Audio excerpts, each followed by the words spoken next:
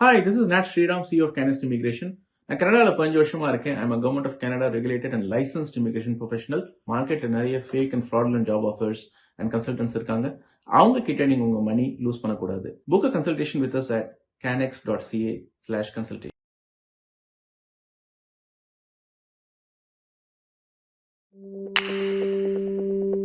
Chai with Chitra.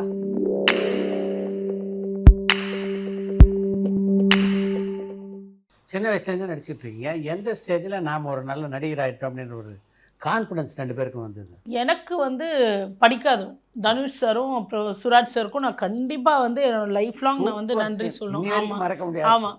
ஏன்னா எனக்கு அவ்வளோ ஃப்ரீடம் கொடுத்தாங்க. அப்புறமா நான் கெட்டப்பெல்லாம் போட்டு ரெடியாகி சுராஜ் சார்கிட்ட நின்னப்போ சுராஜ் சார் பார்த்துட்டு, என்ன ஆர்த்தி நீ அருக்காணி கேரக்டர் எல்லாம் ஓகே, பட் அந்த ஜடை அந்த மேக்கப் எல்லாம் கொஞ்சம் ஓவராக தெரியுது எனக்கு. நான் சொன்னேன், நீங்கள் ஓகேனா ஓகே, எனக்கு ஒன்றும் பிரச்சனை இல்லை, பட் இந்த கேரக்டர் இப்படி இருந்தால் நல்லாயிருக்கும்னு நான் சொன்னேன். அப்போ அவர் சொன்னேன், சரி தனுஷ் சார்கிட்ட கேட்போம். ஏன்னா தனுஷ் சாரும் நானும் நடிக்கிற ஃபஸ்ட்டு படம் தான். கேட்போம், அவர் ஓகேனா, ஏன்னா ஹீரோ ஓகேனா தானே ஓகே. ஆக்சுவலாக தனுஷ் சார் நினச்சிருந்தா வேண்டான்னு சொல்லியிருந்துருக்கலாம், வேறு மாற்றுமா சாதாரணமாக வந்துடுமா. பட் அவர் என்கிட்ட சொன்னது, இந்த ஒரு சீன் தான் இந்த படத்தில் உங்களுக்கு, இந்த சீன் உங்கள் சீனு, நீங்கள் என்ன வேணுமோ நீங்கள் பண்ணிக்கோங்க, உங்கள் இஷ்டம். அந்த மாதிரி ஒரு ஹீரோவுக்கு ஒரு மனசு இருக்கிறது பெரிய விஷயம். அதே மாதிரி ஃபஸ்ட்டு ஷாட்டே ஃபுல் கிராமம் உட்காந்துருக்கோம். நான் அந்த கொட்டைப்பாக்கு பாட்டு பாடிட்டு நிற்கணும். இதுதான் சிங்கிள் ஷாட்டே. அவர் ஒன்றுமே சொல்ல, ஆர்த்தி உன் சீன் இது, என்ன வேணால் பண்ணுன்னு சொன்னால் மானிட்டர் கூட பார்க்கல. ஒரே டேக்கு. நான் அவர்கிட்ட போயிட்டு அவர் கண்ணத்தை இப்படி பண்ணிட்டு நின்று அது முதல்ல சொல்லவும் இல்லை நான் பண்ண போகிறேன்னு. ஏன்னா சொன்னால் ஹீரோ அவ்வளோ பெரிய ஹீரோ ஒத்துப்பாரோ என்னவோ, அதனால் சொல்லலை. அது பண்ணிட்டு நின்ன கட் சொன்னார் டைரக்டர். சொல்லிட்டு எல்லாம் அமைதியாக இருந்தாங்க. ஏன்னா யாருக்கும் தெரில என்ன ரியாக்ட் பண்ணோன்னு. தனுஷ் சார் தான் என்ச்சு கை தட்டினாங்க.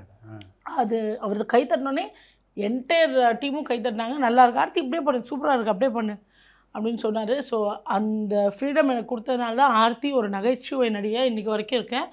ஐயா கலைமாமணி கொடுக்கும்போது கூட அருக்காணின்னு என்ன சொன்னார்னா அதுக்கு காரணம் அந்த படம் தான். கலைஞர் ஐயா கையால் கலைமாமணி வாங்கும்போது கூட அருக்காணிக்கா அப்படின்னு கேட்டார். ஸோ அது எனக்கு அந்த படம் நான் பண்ணது என்னோடய கிஃப்ட், காட்ஸ் கிஃப்ட் அப்படின்னு நம்புகிறேன். அதுக்கப்புறம் அந்த மாதிரி ஒரு கேரக்டர் எனக்கு கிடைக்கவே இல்லை. அதுதான். ஸோ இப்போ தெலுங்குலலாம் பண்ணிகிட்ருக்கேன். பட் இருந்தாலும் நம்ம தமிழ் சினிமாவில் நம்ம தமிழ் டைரக்டர்ஸ் யாரும் அந்த மாதிரி எழுதுறதுக்கு அவங்களுக்கு அந்த அளவுக்கு பெண்கள் நகைச்சுவை பண்ணுவாங்கன்ற நம்பிக்கையே இல்லை. அதுதான். அதுக்கப்புறம் ஹரி படத்தில் நல்லா அருள் அதெல்லாம் வேறு கேரக்டர்ஸ். பட் நம்ம ஒரு வித்தியாசமான கதாபாத்திரத்தில் நம்ம நடிக்கிறோன்றது அது ஒரு என்ன சொல்கிறது, அது நடிகர்களுக்கான தீனி போடணும்ல, அது ரொம்ப கம்மி தான் தமிழ் சினிமா. கண்டிப்பாக சூப்பராக. அதே மாதிரி அந்த எண்டு டைலாக்லாம் நீங்கள் அதிர்ஷ்டசாலி அதெல்லாம் நானே இம்ப்ரோவைஸ் பண்ணது தான். பட் அது எல்லாத்துக்கும் ஓகே சொன்னார் தனுஷ், எல்லாத்துக்குமே ஓகேனார். ஸோ அதுக்கு கடைசி மூச்சு வரைக்கும் நான் கடமைப்பட்டிருக்கேன். ஆமாம். அருள் படத்தில் ஒரு பக்கம் ஜோதிகா, ஒரு பக்கம் விக்ரம், அது எப்படி இருந்தது? அது நம்பர் 1 ஹீரோ அப்போ விக்ரம் சார், நம்பர் 1 ஹீரோயின் இவங்க ஜோதிகாக்கா, அப்புறமா வடிவேல் சார், அவங்க காம்போவில் அது என்னோடய கம்பேக்காக இருந்தது. ஏன்னா நான் 12th முடிச்சுட்டு நான் ஹீரோயின் ஆகணும்னு ட்ரை பண்ணிட்டு இருந்தேன். அப்போது நம்ம தமிழ் சினிமாவில் தான் தெரியுமே, நல்லா தமிழ் தெரிஞ்சாலே ஹீரோயின் ஆக முடியாது 1, நடிக்க வேறு தெரியுமா, சுத்தமாக ஹீரோயின் ஆக முடியாது 2. அதுக்கப்புறம் தமிழா நீங்கள் ரொம்ப சந்தோஷம், வேணவே வேணான்றாங்க. அதனால் என்ன பண்ணுறதுன்னு யோசிச்சுட்டு இருக்கும்போது தான் ஹரி சார் என்னோடய சூப்பர் 10 ஷோஸ் எல்லாம் பார்த்துட்டு அதில் திருமலை பண்ணியிருப்பேன் ஜோதிகா அக்கா மாதிரி. ஸோ அது பார்த்துட்டு தான் என்னை கூப்பிட்டு இந்த மாதிரி ஆர்த்தின்னு தான் நான் ஸ்கிரிப்டே எழுதியிருக்கேன், தங்கச்சி கேரக்டர் பண்ணு. அப்போ தான் நான் college first year Meenakshi college regular college வேறு சேர்த்துறாங்க அம்மா. இப்போ நான் சொன்னேன், இந்த மாதிரி எனக்கு 1 மணி வரைக்கும் காலேஜ், 1 மணிக்கு மேலே தான் வர முடியும். அப்போ அவர் சொன்னார், எக்ஸாம் டைம் செமினார் என்ன இருந்தாலும் சொல்லுமா, மாற்றி பண்ணிக்கலாம் அப்படின்னு சொன்னார். ஸோ ரொம்ப ஹெல்ப் பண்ணார் அதுக்கு. அந்த படமும் நான் பிரியாணி சாப்பிட்டுட்ருப்பேன், 3 பேரும் பேசிகிட்டே இருப்பாங்க, என்னடா இங்கே பேச்சு, அதெல்லாம் நான் சொல்கிறதுக்கு விக்ரம் சார் அலோவ் பண்ணார், வடிவேல் சார் அலோவ் பண்ணார். ஏன்னா அப்போ நான் தான் ஃபஸ்ட்டு, நான் என்ன தான் நடிச்சிருந்தாலும் அது என்னோடய கம்பேக் படம் மாதிரி. அப்போ அவங்க அதை ஒத்துக்கணும்னு அவசியமே இல்லை. அப்போ நான் சொன்னேன், அது ஒரு ஃப்ளோவில் வந்துருச்சுன்னு, நம்ம டேக்கில் ஃப்ளோவில் அப்படின்னு என்ன வேணால் பாடா பேசிடுவோம்ல. அப்போ அவர் சூப்பராக இருக்குது, அப்படியே இருக்கட்டும். ஹரி சார் அந்த விஷயத்தில் ஃப்ரீடம் அவரும் கொடுத்தாரு. ஸோ அது கிரி, மாயாவி ஒரு 212 படங்கள் பண்ணேன். அதுக்கப்புறம் எல்லாமே காமெடி தான் நம்ம பண்ணுறது. என்னை பொறுத்த வரைக்கும் நம்ம பண்ணுற காமெடி வந்து குழந்தைங்கள்லேருந்து பெரியவங்கள்லேருந்து எல்லாரும் ரசிக்கணும். இந்த காமநடி இல்லாத காமெடி தான் நல்ல தரமான காமெடி. ஸோ அப்படி தான் ஆர்த்தியோட காமெடினா ஒரு டீசெண்டாக இருக்கும் அப்படின்னு நினச்சி பார்க்குற மாதிரி படங்கள் தொடர்ந்து பண்ணிகிட்ருக்கோம். அதனால தான் குவான்டிட்டி ஆஃப் மூவிஸ் முக்கியம் இல்லை, குவாலிட்டியாக வேணும் அப்படின்றதுனால நம்ம பார்த்து பார்த்து சிறப்பாக பண்ணுறோம். கதாநாயகி ஆகணும் அப்படின்றதுக்கு என்னென்ன முயற்சியெல்லாம் ஆர்த்தி பண்ணீங்க? நான் வெயிட் லாஸ் பண்ணேன். அதாவது சாப்பிடாம டயட் இருந்து ஜிம்முக்கு போயிட்டு ஸ்விம்மிங் கற்றுக்கிட்டு ஹார்ஸ் ரைடிங் கற்றுக்கிட்டு இந்த மாதிரியெல்லாம் பண்ணி, அப்புறம் இந்த ஒல்லியார டேப்லெட்ஸ் எல்லாம் போட்டு என்ன நாயனைக்கு எடுத்துக்கிட்டு இதெல்லாம் பண்ணேன். அதெல்லாம் பண்ணிவிட்டு பாக்யராஜ் அங்கிள்கிட்ட போனேன். அங்கிள் ஃபோட்டோ ஷூட் எடுத்திருக்கேன், நான் வந்து ஹீரோயின் ஆகணும், நான் 12th முடிச்சிட்டேன், பாஸ் பண்ணிட்டேன், அவ்வளோதான், இதுக்கு மேலே நான் படிக்க போகிறதில்ல அப்படிலாம் காமிச்சேன். அவர் பார்த்துட்டு, ஏன் ஆர்த்தி உனக்கு இன்னும் யார் இழைச்சா எப்படி இருக்கும் அப்படிலாம் கேட்டாரு. என்ன அங்கிள் என்ன அங்கிள், ஏன்னா அங்கிளும் கோயம்புத்தூர், நிறைய படம் பண்ணியிருக்கேன் சின்ன வயசில். பொண்ணு அந்த ரத்தத்தின் நிறையா. அங்கிள் வந்து ஆர்த்தி வந்து ஜப்பான் தான் கூப்பிடுவார். ஜப்பான். அப்போது அவர் வந்து எது அட்வைஸ் பண்ணார், ஹீரோயின்லாம் ஆகலாமா, நீ முதல்ல நீ படி, நீ படித்து அம்மா அப்பா, ஏன்னா எங்கள் அம்மா அப்பாவுக்கு நான் வந்து ஐஏஎஸ் ஆகணும் அப்படின்னு ஆசை. ஏன்னா 2 பேரும் கவர்மெண்ட்டு, அவங்களுக்கு நீ வந்து அம்மா அப்பா சொல்கிற மாதிரி கேளு, உனக்கான வாய்ப்பு வரும்போது தானாக வரும், சினிமா எங்கே இருந்தாலும் தேடி வரும். ஆனால் நீ சினிமாவை தேடி நீ சினிமாக்காக லைஃப்பை வேஸ்ட் பண்ணாத, நீ படிக்கிற, நல்லா படிக்கிற, அதனால் நீ படி எல்லாம் சொல்லி நீ காலேஜ் சேரு. அப்புறம் இல்லை நான் நடிக்கணும். அப்போ அவர் சொன்னார், சரி என்னோட சீரியல் நான் இப்போ ஒன்று பண்ணுறேன், கதைன்னு ஒரு சீரியல் பண்ணுறேன், நான் பண்ணுறேன், அதில் நான் வந்து ஒரு ஹீரோயினாக பண்ணுறேன். அது வந்து பொதிகையில் வந்தது. ஸோ நானும் சோனியா அக்கா 2 பேரும் ஹீரோயின். அப்போ வந்து நீ சும்மா நடிக்கும்போது இந்த படிப்பு முடிகிற வரைக்கும் ஒரு 3 வருஷம் இது போகும், நீ இதோட அது சேர்த்து பண்ணு அப்படின்னு சொல்லிட்டு பண்ண சொன்னார். நான் அந்த சீரியலும் பண்ணிகிட்டே இருந்தேன். அந்த சீரியல் பண்ணி அது ஒரே மெகா சீரியல், கொலை பண்ணுறது அழுவுறது இதே தான் வேலையாக இருந்தது. என்னடா இது அப்படின்னு போது சூப்பர் 10 வந்தது. சூப்பர் 10 வந்தோடனே வாரத்தில் ஒரு நாள் படத்தை எல்லாம் ஸ்பூஃப் பண்ணுவோம், லோலி சபா மாதிரி. அப்போது ஒவ்வொரு படம் பண்ணுவோம், அந்த ஒவ்வொரு படத்தோட ஹீரோயினும் நான் தான். ஸோ ஒவ்வொரு செவ்வாய்க்கிழமை நம்ம ஒரு படம் ரிலீஸ் பண்ணுற மாதிரி அப்படின்னு சொல்லிட்டு இஷ்டத்துக்கு புது கலாய்க்கிறது, எனக்காடா படம் தர மாட்டேங்கிறீங்க அப்படின்னு சொல்லிட்டு டைரக்டரை ஹீரோயினை எல்லாரையும் கலாய்க்கிறது. அதை பார்த்து தான் நகைச்சுவை கதாபாத்திரமே வந்தது. அப்புறம் ஆச்சியம்மா என்கிட்ட சொன்னாங்க, இந்த மாதிரி ஆர்த்தி ஹீரோயினாக நடித்தாதான் வந்து சினிமா அப்படின்னு கிடையாது, நான் வந்து ஹீரோயின் கிடையாது, நான் வந்து காமெடின்னு கிடையாது, நான் குணச்சித்திர கேரக்டர், நான் நடிகை, நீ வந்து அந்த மாதிரி, நான் உனக்கு நல்ல நடிப்பு தெரியுமா, நீ வந்து நடிகை, நல்ல நடிகைன்னு பேர் எடுக்கணும், அதை விட்டுட்டு ஹீரோயின் தான் ஒரு 10 வருஷத்துக்கு மேலே உன்னை யாரும் பார்க்க மாட்டாங்க ஹீரோயின்னா, ஆனால் நல்ல நடிப்பு இருந்தால் கடைசி மூச்சு வரைக்கும் உன்னை நடிகையாக எடுத்துப்பாங்க. இப்போ ஆச்சரியமாக சொன்னோன்னே எனக்கு வந்து முழு திருப்தி. நகைச்சுவையாக நடிகையாக இருக்கிறதுக்கே ஒரு பெரிய கொடுப்படை வேணும், கடவுள் வந்து ஆசீர்வதிச்சா தான் நகைச்சுவை நடிகையாக முடியும். அப்புறம் சரளாக்காலாம் சொன்னோன்னே சூப்பர், நம்ம இறங்கிடுவோம் ஃபுல்லாக அப்படின்னு சொல்லிட்டு ஃபுல் ஃப்ளெஜ்டு காமெடி ஆக்ட்ரஸ். அதுதான். இது மாதிரி கணேஷுக்கு எந்த ரோல் ரொம்ப திருப்தி அளித்த ரோல்? அண்ணே புது அர்த்தங்களில் நான் வருங்கால முதலமைச்சர் ஆகிடுவேன்னு சொல்லுவேன். நான் ஜனகராஜ் சார் கேட்பார், யாரெல்லாம் முதலமைச்சர் ஆகணும்னு உனக்கு விவசாய இல்லையா? அப்போ நான் சொல்லுவேன், இந்த பாருங்க, இப்போ எனக்கு சரியாக 13 வயசு ஆகுது, 18 வயசில் ஓட்டு போடுவேன், 21 வயசில் தேர்தல் நிற்பேன், 25 வயசில் எம்எல்ஏ ஆவேன், 30 வயசில் மந்திரி, 35 வயசில் முதலமைச்சர். ஆக 2011 அப்படின்னு ஒரு டைலாக் வரும். எப்படின்னு கேட்குறீங்களா? ரொம்ப ஈஸிண்ணே, சினிமா சேர்த்துட்டா போதும் அப்படின்வேன். அதுக்கு வந்து தியேட்டரில் நல்ல கிளாப் இருந்தது. அந்த ஃபங்க்ஷன் ஷீல்டு கொடுக்கும்போது தலைவர் கலைஞரையா தான் கொடுத்தாரு. அப்போது என்னை மேடையில் கூப்பிடும்போது, வாடா வருங்கால முதல்வர் அணியே அப்படின்னு சொல்லி தட்டி கொடுத்தாரு. நல்லா பண்ணேன், சினிமாவில் சேர்ந்துட்டா இதாக இல்லாமா, சிஎம் ஆயிடலாமா அப்படின்னாரு. சிரிச்சு அப்புறமா பாலச்சந்திரன் சார் வந்து ஆசீர்வாதம் வாங்கிக்கோ அப்படின்னாரு. அதெல்லாம் மறக்கவே முடியாது. அவர் வாயால் என்னடா வருங்கால முதல்வர் அணி அப்படின்னா அந்தளவுக்கு ரிஜிஸ்டர் ஆச்சுண்ணா அந்த கேரக்டர். அது என்னால் மறக்க முடியாதுண்ணே. கணேஷ் பல படத்தில் நடிச்சிருந்தாலும் கணேஷ் வந்து ஒரு வித்தியாசமாக நடிக்கிறாரு, நல்ல நடிகர் அப்படின்னு ஆர்த்திக்கு எப்போ மனசில் தோணுச்சு? எனக்கு அப்படி கிடையாது, எனக்கு சின்ன வயசுலேருந்தே தெரியும் இல்லையா இவரை நடிக்கிறாரு. ஸோ சூப்பர் 10 பண்ணும்போது நல்லா நடிப்பார் எல்லாமே. அப்புறம் அவரும் ஷேர் பண்ணுவார். அப்போ நாங்கள் நல்ல ஃப்ரெண்ட்ஸ் தானே, அப்போது அவர் ஷேர் பண்ணுவார், இந்த மாதிரி இந்த படம் வாய்ப்பு வந்துச்சு போச்சு, இந்த ஆக்டர் கூட நடிக்கிறாங்க, இவர் வேணான்ட்டாரு, என்ன அவரை விட நல்லா நடிச்சிடணுன்ட்டு வேணான்ட்டாரு, அந்த மாதிரிலாம் சொல்லும்போது ஒரு நாள் வரும். எல்லா நடிகனுக்கும் ஒரு நாள் கண்டிப்பாக, கடவுள் நடிகன்ற கிடையாது, உண்மையாக உழைக்கிறவங்களுக்கு ஒரு நாள் வரும். அதனால் அதை பற்றி பெருசாக ஃபீல் பண்ணாதீங்க அப்படின்னு சொல்லுவேன். அப்புறமா அவருக்கு நல்லா பாட தெரியும், நிறைய பாட்டு ட்ராக் சிங்கராக இருந்திருக்காரு, நிறையா நல்லா டான்ஸ் ஆடுவார். அப்புறமா சின்ன வயசுலேயே வந்து ரொம்ப குடும்பத்தை பொறுப்பாக பார்த்துக்கிட்டவர் அந்த மாதிரிலாம். ஸோ வந்து ஒரு நல்ல திறமையானவருன்றது எனக்கு சின்ன வயசுலேருந்தே தெரியும். அப்புறம் வந்து பாவம் காமெடி பீஸு அப்படின்றது எனக்கு கன்ஃபார்மாக தெரிஞ்சு போச்சு. நல்ல சிறந்த நடிகர். எங்கள் அம்மா வந்து இவரை வந்து சின்ன சிவாஜின்னு தான் சொல்லுவாங்க. ஏன்னா வந்து அவ்வளோ திறமையாக நடிப்பார், எல்லா டான்ஸும் ஆடுவார், நல்லா பாட்டு பாடுறாரு, எல்லா திறமையும் இருக்குது. அப்புறம் என்ன கணேஷ் உனக்கு அப்படின்னு எங்கள் அம்மாவே சொல்லுவாங்க. அதனால் வந்து நானும் இவரும் டான்ஸ் ஆடுற மாநாட மயிலாட ஷோஸ் எல்லாம் இருந்தால் அதை பார்த்துட்டு எங்கள் அம்மா சிரிச்சுப்பேன், ஏய் திருப்பி போட, நான் கணேஷே பார்த்துருந்தேன் உன்னை பார்க்கல அப்படியெல்லாம் சொல்லுவாங்க. ஸோ வந்து அம்மா சொல்லுவாங்க, ஒரு திறமையானவனோட பெர்ஃபார்மன்ஸையே பார்க்கும்போது நம்ம கண்ணு அங்கேயே போயிடுச்சுன்னா அவங்களுக்கான அந்த வேல்யூ இருக்குதுன்னு அர்த்தம். அந்த ஃபேஸ் வேல்யூ, சிரிக்க வைக்கிறாரு, அழுக வைக்கிறாரு, அது ஒரு 5 நிமிஷம் பெர்ஃபார்மன்ஸ். அதில் வந்து இவரால் சிறப்பாக பண்ண முடியும்னா கண்டிப்பாக அவருக்கு கொடுக்குற கேரக்டர்லேயும் சிறப்பாக பண்ணலாம். ஆனால் வந்து அதுக்கான வாய்ப்பு வரும்.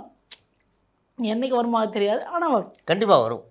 கணேஷ் நடிச்சாரு. ஆர்த்திக்கு எது ரொம்ப பிடிச்சது? எனக்கு வந்து அந்த கண்ணா லட்டு தின்ன ஆசையா அது ரொம்ப பிடிக்கும். அம்மா மேலே சத்தியமா அப்படின்னு சொல்லிட்டு ஊரே ஏமாத்துற மாதிரி ஒரு கேரக்டர், அது எனக்கு ரொம்ப பிடிக்கும். ஆர்த்தி நிறைய நகைச்சுவை நடிகர்களோட இணைஞ்சு நடிச்சிருக்கீங்க.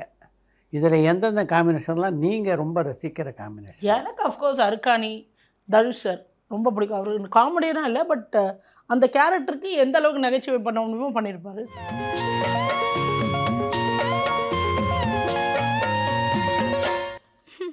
நான் ரொம்ப மிஸ் பண்ணுறது நாகேஷ் சாரோட நான் நடிக்கலை, பட் கணேஷ் நடிச்சிருக்காரு. அதனால எனக்கு ரொம்ப பொறாமை நடிச்சேன்.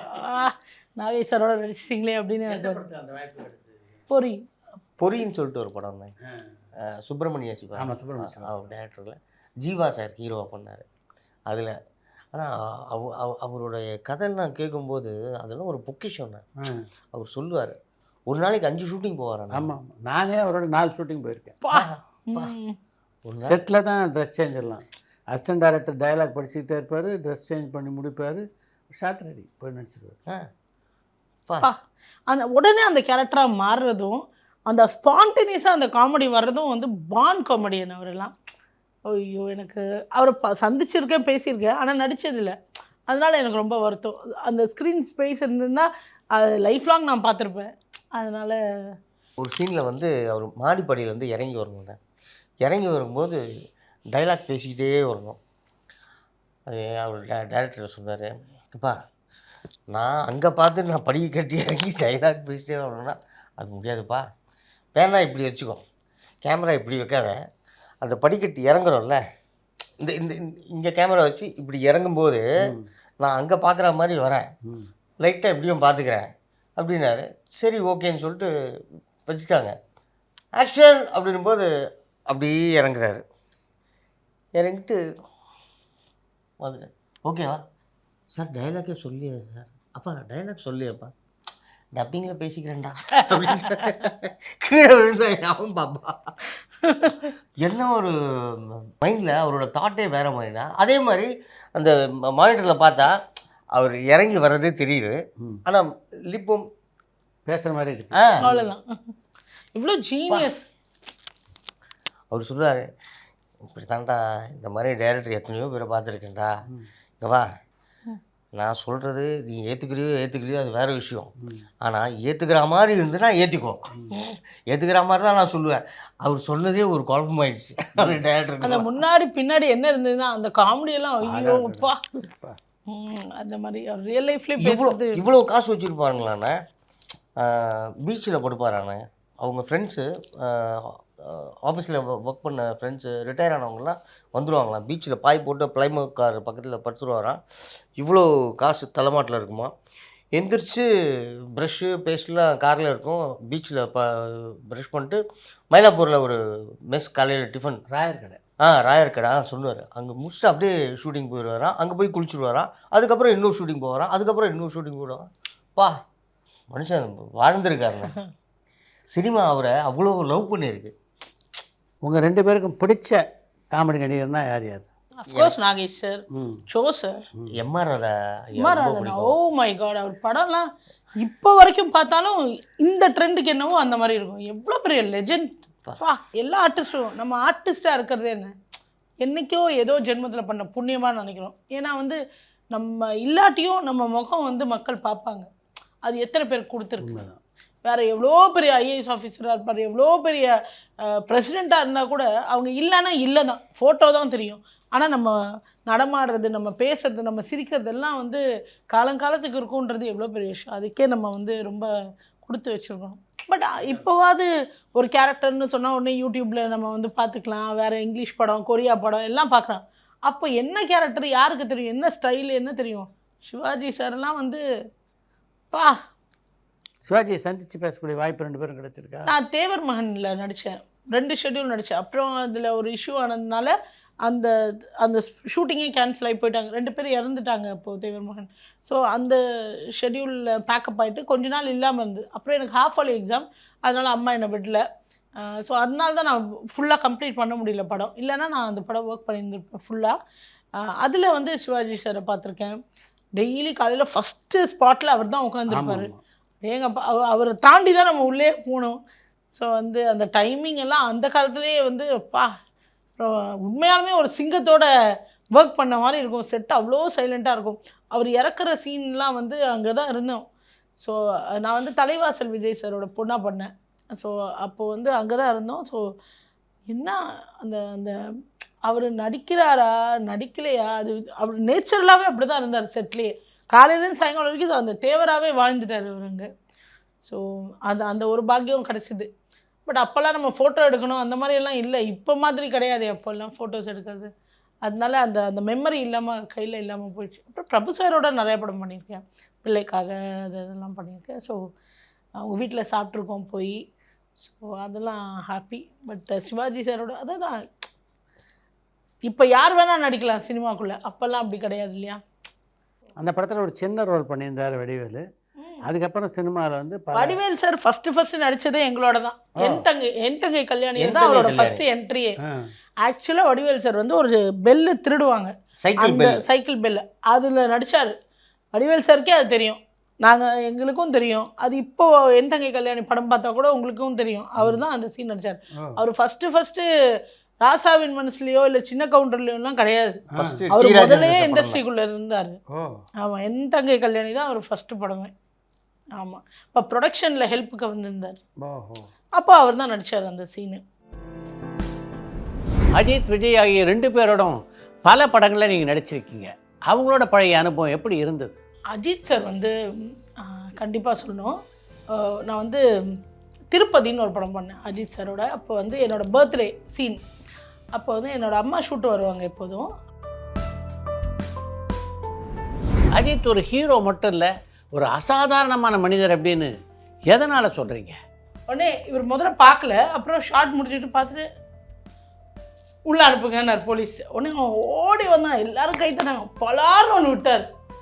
முதல்ல போயிட்டு காசு கொடு, மொட்டை அடிச்சுவா அப்படின்னு. உடனே அந்த பையனுக்கு ஒன்றுமே புரியல, என்னடா தலைன்னு எழுதியிருக்க மொட்டை அடிச்சுவார் சொல்கிறாருன்னு சொல்லிட்டு, தலை நான் பயங்கர ஃபேன், மொட்டை அடிச்சுவா. கணேஷ் நீங்களும் இணைஞ்சு பல படங்களில் நடிச்சிருக்கீங்க.